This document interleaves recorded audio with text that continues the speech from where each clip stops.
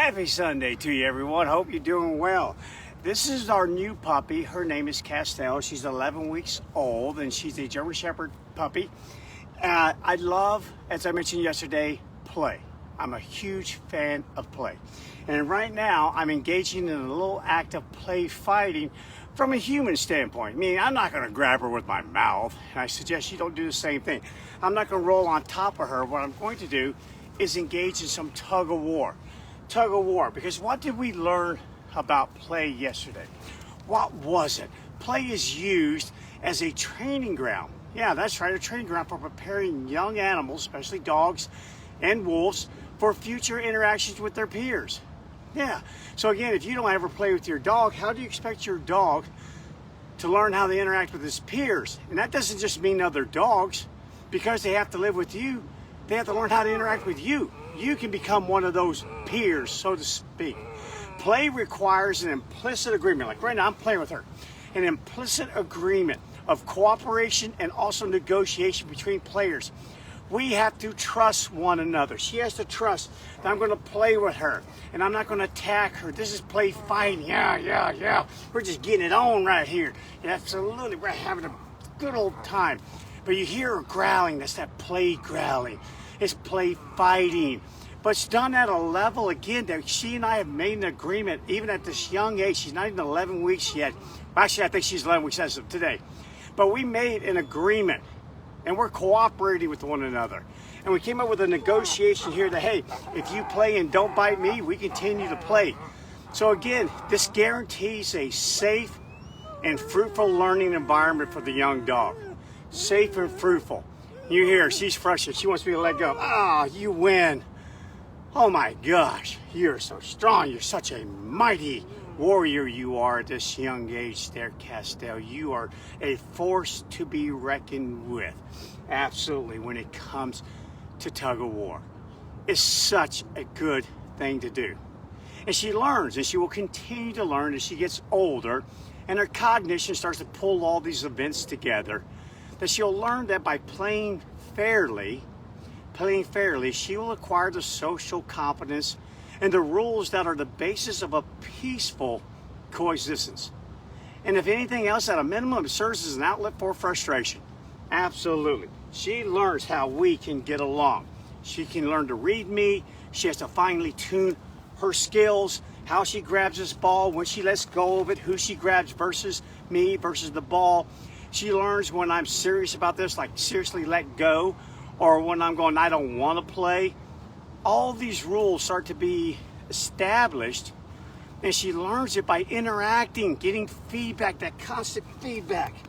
And again, we learn to trust one another. So this thing coming over your head, oh, that's not scary. That's not scary. She learns, oh, I can tolerate that. Oh, yeah. So now later on, when a vet reaches for her head to check her eyes, to check her ears, to check her teeth, and pull up her teeth, to raise a paw. Yeah, we learn that these things are okay, and we're learning them through play. So such a cool thing. Okay, yesterday from the study, we also learned a few other things, especially the exceptions when it comes to dogs versus wolves and other wild young mammals. We learned that dogs don't play by the 50-50 rule. For the most part, all my interactions, and I observe wolves, if you add up the number of minutes that I've observed wolves out in the wild, it probably add up to well over a year to 2 years. In all my interactions with wolves and observations, I see a ton of play, lots of play. And when they play, even regardless of the rank of the individuals in play, it is about 50-50 most of the time.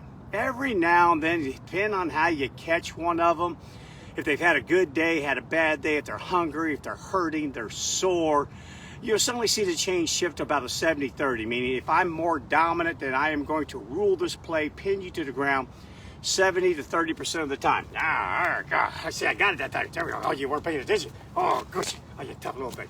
So they're a little bit different. They don't play 50-50 so much. And one of the reasons why is that cooperation thing, we're already behind the 8 ball to begin with.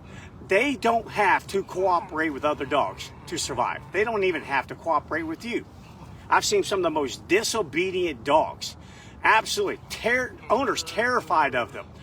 Owners bitten, put in the hospital by them. And that same owner feeds them. Yeah, so again, at an early age, I want to start building some cooperation with this pup here. We're going to start doing things and learning some rules and boundaries when it comes to interacting, especially in close quarters like this. But we got to park in our head. Dogs don't want to play 50-50. They don't. There's more offense than defense when they play. Hence how she's grabbing this ball, grabbing this line. Yes, she doesn't want to just do defense. You don't see her rolling on her back saying, "Uncle, no, she's hanging on for dear life. She's staring me down going, I'm going to hang on to this till you say Uncle, Bryan. And Uncle, I said. Yeah, 50-50. I'm going to let her win some. Then I'm going to win me a few of them as well. We're going to talk about that in a second. Okay, another thing is, with dogs, the exception other than wolves, is that personalities don't change with play. I've always said before, you are not born dominant. Okay, let me say that again. No human, no dog is born dominant. Dominant is an action. It's a reaction to a context in which you find yourself. It's a reaction. Subordination reinforces dominance from the bottom up, and dominance reinforces subordination from the top down. It is always found within a context. It's just that some people and some dogs are born with a personality that if they had to pick or choose, they're going to pick to try and lead, to try and control. They are producers. They are risk takers. They are the gatekeepers of society. They would rather fight than talk it out. That's just how they are. So now you put them in the right situation, now they will try to dominate. Absolutely. And then others caught in that same situation, that more of what we call scrounger personalities, they're just going to give in. Yeah, it's called an evolutionary stable strategy. You cannot have an earth full of producers without any scroungers. And likewise, you can't have an earth full of scroungers and no producers. You kind of need to have that middle ground there. Absolutely. That's kind of like the worker society, kind of like that blue-collar worker out there in America. Yeah, you're not the 1%er, white-collar, top corner office on the 90th floor. No, you're that guy down there on that first floor. You're the one doing all that manual labor and just being a blue collar. Without that, there is no society. I'm telling you that right now, and you know it and I know it. You got to have the movers and shakers, but you also have to have people that support those movers and shakers. Again, evolutionary stable strategy and a division of labor. So with dogs, when they play, whatever genetic personality type they have comes to bear. If you are more driven to dominate, then you will typically dominate in your play, which becomes a wonderful predictor of what your dog really is. If you had any doubt, take your dog to a dog park. And if you're the dog seemingly picking on all the other dogs, posting up on them, perpendicular mounting them, running them into a corner, into a fence, making them go back to their owners and having their owners saying, please, can your dog just leave my dog alone? That's a good predictor. It gives you predictive information, which then means you might want to kind of keep an eye on that in your own relationship with your dog. Remember, if they are bored with the ability to dominate, they're going to try and dominate every opportunity they get. That's called survival value. You'd be stupid if you didn't try that. Absolutely stupid. Yeah, who the heck wants to be number 10 on a totem pole when you can be number 1 and be guaranteed food in a world in which all the resources are limited? And I get it, you're going to feed your darn dog, but your dog doesn't know that. Doesn't know that. So kind of keep that in your mind. That's a really good thing to kind of know there. You get a feel for it. You get a feel for it. Also, play among dogs is typically short in duration. Here, let's go after a squirrel. What you got? What you got there? Oh, get that bushy tip. Oh, you got that bushy tip. Oh, yeah. Here we go. Here we go. Here we go. There you go. Tear up that bush. You got it. You got that. Oh, you win again. Jeez, I'm gonna have to hurry and get off this video so I can start winning a few. Otherwise, it's going to be all 100 and 0. She's gonna get all the W's. I'm getting all the L's out there. So I'm gonna have to work on that just a little bit there. Okay, so let's just kind of get down to it. Now we know a little bit about dogs. You know that personalities come out into play. A dominant dog tends to dominate play. Subordinate dog tends to be more submissive in play. A good way to judge your dog is by watching his interactions. Also kind of take that home with you. Yeah. If your dog thinks, remember, if I'm going to play with you, remember my personality's coming out, which means there's got to be a couple of safeguards when you play fight with a dog who's a producer. Number 1, I have a feeling she has all the markers. I've only had her for a week, so nothing's guaranteed. But this little girl has all the markers of being a producer. She's not afraid of anything. I kid you not, I have not found anything yet. I've never had a young dog go upstairs and downstairs, and I'll send a video, put a video out there today on Facebook showing that at this young age that quickly. Now I'm sure they're out there, I just haven't had the privilege of owning one. I've always had to carry them up the stairs and down the stairs until they were at least a few weeks older than what she is right now. See right there, she wants my sister. Oh no, oh you're so strong, you are. Oh, you're so strong, oh you're so strong. Oh, there we go, pick you up, that's it, go for it. Again, learning each other, fine tuning. What will Bryan do? Is it okay to get this close into Bryan? Bryan's a pretty big guy over there, man, pretty scary. Is it okay to get in there? Again, this is why I love it. This animal will trust me like no tomorrow. Already building that trust in me. Already learning that when I quit playing tug of war back, she's kind of lets go on her own, as you see that. So let's talk about how should you play tug of war with your dog. Number one, if you own a producer or a dominant dog and it's an adult dog, do not engage in play fighting, meaning tug of war is what I call it. And definitely don't get into wrestling with your dog if it's a really pushy dog, unless you know your own capabilities, or unless that dog knows an absolutely instant response. Drop it, leave it, or out. They have to have that first. She doesn't. She's 11 weeks old. She just let go a second ago. She's starting to learn it. She's probably heard the word about 50 times now just in this last week, because we play tug of war every single day. Another thing, don't play unless you have time to play. Remember, play can be an outlet for frustration, but it's also a wonderful training ground. You don't learn a whole lot off of one reps unless it's just really, really painful. That being said, don't do tug of war unless you have a little time to do some tug of war. Do a few reps. This is a training ground. Get the training. This isn't a 1-minute school or classroom. No, this is a good 10 minutes. Sometimes even up to 15 minutes. It depends on the dog and how the dog feels about it. But do engage in it. Don't play, because you don't want to shoot your dog straight up that arousal column. Now they're super aroused. Okay, yeah, we're going to play. We're going to get it on. Well, yeah, I can't wait. It's done. Are you kidding me? What do you mean it's done? Yeah, I'm not done with this. Really? Now all of a sudden, remember we learned about quitting signals from a previous study last weekend? Quitting signals can actually cause the dog's cortisol to go up much higher, a lot of frustration, a lot of misinterpretations of the events at hand. We want to be careful with that. We want to play tug of war when we can play tug of war, when we feel like we're physically able to play tug of war, when we feel like we're in enough control of our dog to play tug of war without it escalating. And remember, that's the whole idea behind this play, is so it doesn't escalate. So there's not any misinterpretations. So everything is finely tuned. Complex problem solving happening at lightning speed. That's why we do it. And if you get a young puppy, I definitely recommend you start young so they can make all those adjustments before now she grows to be maybe 70, 75 pounds. Yeah, then at that point there, she will be so well trained that if I even form the word out on my lips, she'll let go like Captain. Captain will let go. I've already told her out, like I said, about 50 times. And I probably did it about 30 times in Captain's presence, and you should see it. I got to get it on tape. It's the funniest thing ever. Because here he is, spitting. He's looking at me like, dude, I don't have anything. I don't have anything in my mouth. Why are you telling me to out? Because he hasn't picked up yet what her name is, and and I'm referring to the dog versus him. He hasn't quite put that all together yet. So he hears out around our household because this thing's grabbing everything from our toes to things she shouldn't have. And there's this outward coming, and there's old Captain walking around spitting in the air. Doesn't have a darn thing in his mouth.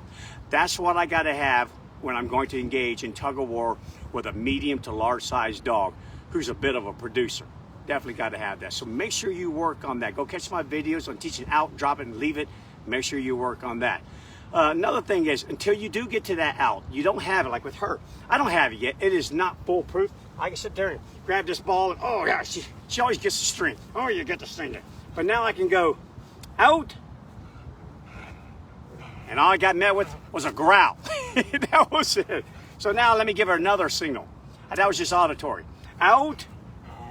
Reach up. There we go. Now she starts to like out. So what I'm doing is giving her a little bit. Yeah, sorry about that. Let go. Oh, there you go. Oh, you're back in again. We're learning those rules there. So yeah. Oh, there you are. Good girl, good girl. Oh, you tough girl, you tough girl. Yeah, and let that go too. Part of play fighting and learning through it is, man, I've yelped a few times. She's got me in my hand. It's like, ow. And know what happens then when I say ow? I kind of stop for just a few seconds. And she's going to say ow, and of course it's trying to make her let go of something. Absolutely. I don't have a slip collar, compression collar on her yet. No, instead I reach over, out. Atta girl. Now she lets go quickly. Good. As soon as she does, we're back at it again. And now what she's starting to learn real quickly here is that the sooner she lets go, the sooner we get back to the fun part. And speaking of that, before I say out in tug of war, and I suggest you do the same thing, stop all action. Stop for a few seconds. Because what's happening right now is decay.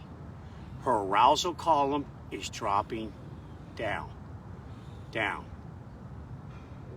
down. Now, out, out.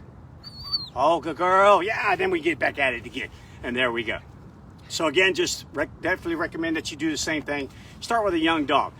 Okay, and then last thing, if you can't get it out of your dog's mouth, no matter what, you said to go, Bryan, I allowed it to decay for 10 minutes. I have got to get going.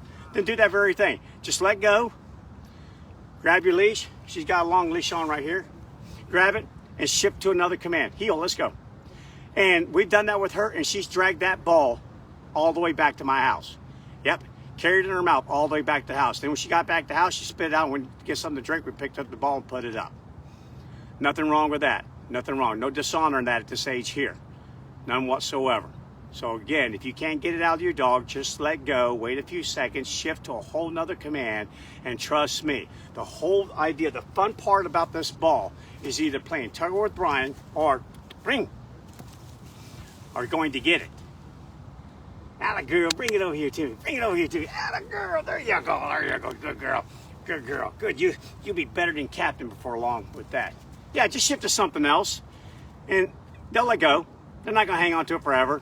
They'll spit it out somewhere because they need to go potty, they need to get something to drink, they need to get something to eat, and then you just go pick the darn thing up. So again, don't make a big deal out of trying to train the out right now, and in the process of training, you get a little squawk or a little squeak from a melodramatic dog like this. Oh, you're such a tough little girl you are. Oh, you let go of it. Oh, you want it, you're frustrated. You just got to have it, don't you? Don't you? Bring. Yeah, let her chase a few times, trust me. Every time she gets that ball, another thing to think about too on that decay, when we first came down here, when I was getting set up for this video, she was super charged, ready to go. I mean, boom, boom, boom, boom, ready to go. Well, every time I give her this ball, every time her mouth gets on it, now she's starting to lay down. She's losing drive. Absolutely. So let's think of it this way. You're really thirsty. You're super thirsty. So I give you a teaspoon of water. That quench your thirst? Nope. But 20 of those. Okay, I'm starting to feel a little bit better now. In other words, my desire for the water is as great as what it was a few minutes ago, or 20 plus teaspoons of water. Same thing. Every time they play tug of war, you put something in their mouth, they're going to lose drive. So they come at 100%, 95, 90, 85, 70, so on and so forth, until finally they're going, kind of done with it, I'm good. Like right now, she's getting to be pretty good. And I want to show you one last thing. This is good old tug of war rope. I like this playing with her because why? I can get my hands out of the way. So again, when you play tug of war, use toys that are not so big that the dog can't get their mouth on it. She can't get her mouth on this quite as good as she can the other things, but that's okay. Because again, she's dropping in decay right now, but I can get my hands further and further away. And you look at her, she wants to go for the little tassels on the end. Atta girl, just play with her. Also with young dogs, another thing to think about too is just their mouth. Remember, they got a whole bunch of teeth in their mouth. They're going to lose them all and get their adult teeth at about 6 months of age. They'll start coming in at about 20 weeks of age. How hard does Bryan pull? Only as hard as she gives it back to me. Like right now. She's pulling pretty hard. Later on, if all of a sudden I hear her yelping a little bit when I'm doing tug of war, I'm going to stop playing for a while because then that can be a sure way to make sure she never wants to play tug of war in the future because there's pain associated with grabbing this thing with my mouth because I'm losing my teeth. But again, that's just common sense dog owner stuff, guys. I don't really need to preach all that stuff to you. You know, you get a feel for your dog. You should know your dog, observe your dog and know. Okay, guys, so that's going to wrap it up a little bit here on play. Oh, You tough little thing, you. Definitely do it. This junk that's out there saying tug of war is all bad, well, that information is all bad. It really is. Without play, I promise you, I have been around thousands of people who never engaged in play with their dogs, and their dogs can't read them.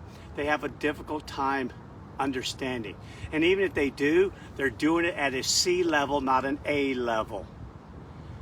Play tug of war with your dog. Got a bigger dog, teach out first, then engage some tug of war. Play for a little bit, learn each other, build that trust, build that ground, all that stuff. Get it done. All right, you ready? I'm gonna have you fetch one more time. Oh, you little demon. She's a little demon. Look at you. Wow, bring.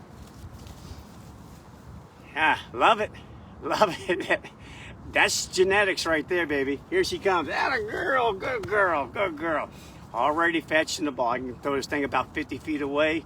And even if she doesn't see where it lands, she's finding that odor plume, working her way down that corridor like I talked about and tracking it, finding that ball, and bringing it back, working her brain. Then we get back, we always play a little tug of war when she gets back. There we go.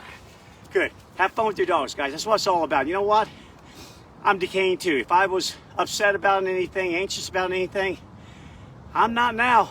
She's strong. I'm just smiling from ear to ear, man. The biggest smile ever. I just love it. So please play. Play with your kids. Play with your dog. Play with one another as adults. Play. Can't say enough of it. All right, you. One last throw.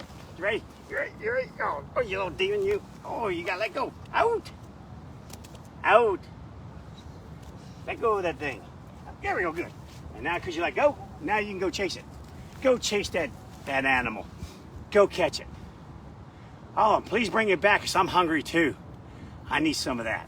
Ah, there you go. All right, so again, this is Castell. You'll be seeing a lot of her. We're going to be doing a lot of updates with her as she grows up. We want people to see, hey man, Karen and I have to practice what we preach to you guys. We don't get a get out of jail free card. We go through everything that you go through. I want you guys, we're going to document her development from 10 weeks of age all the way up to about 2 years. And let you see what we do, our methodology and training, everything that we do. And you'll get to see another captain, I guarantee it. Just like that. All right, guys, I'm out of here. Have a great day. Bye-bye.